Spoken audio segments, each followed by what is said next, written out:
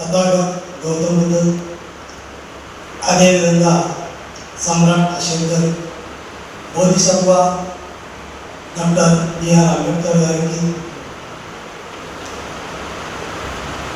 నేటి ధమ్మాచార్ల శిక్షణ కార్యక్రమానికి ముఖ్య అతిథులుగా వచ్చేసినటువంటి కేకే రాజసార్ గారికి, సురేష్ సార్ గారికి, మూర్తి సార్ గారికి, అదేవిధంగా మా బంధుజీ సంగపాల గారికి ధర్మవందనాలు. నాతోని ధర్మచారులు కూడా ధర్మవందనాలు తెలియజేస్తున్నాను. ఈ 7 రోజుల కార్యక్రమంలో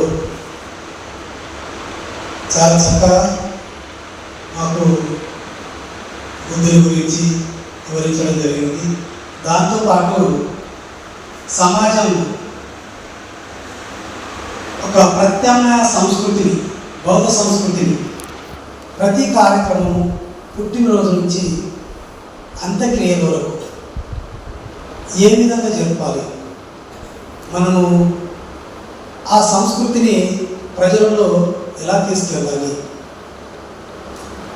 ఏ విధంగా ఆ కార్యక్రమాలతోని వాళ్ళని మనము ఆకట్టుకోవాలి అనేది చాలా చక్కగా వివరించడం జరిగింది. ఈ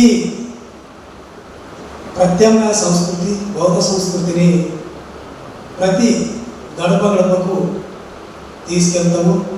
అదేవిధంగా మాకు అవకాశం ఉంటే విహారాలు కూడా నిర్మించడానికి కోరుకుంటాం.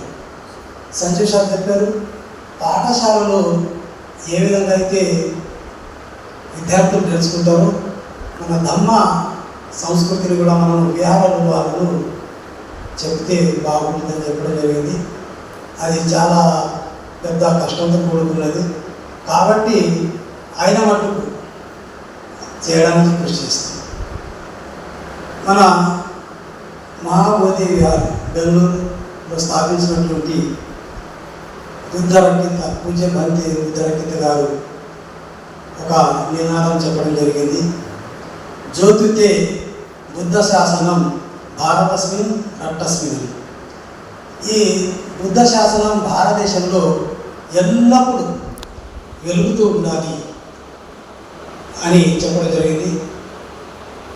ఆ నినాదంలో అదేవిధంగా బాబాసాహెబ్ గారు కూడా మాకు నా ప్రజలు భారతదేశంలో ఈ బౌద్ధ వ్యాప్తికి ఎలాంటి త్యాగాన్ని అయినా చేసి వ్యాప్తి చేస్తారని అనుకున్నారు.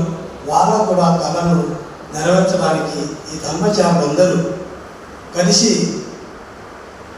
చేస్తారని నేను వాళ్ళ తరపున కూడా కోరుకుంటూ ఈ ఇచ్చిన అవకాశాన్ని ముగించుకుంటూ బుద్ధవందనలు తెలియజేస్తున్నాను.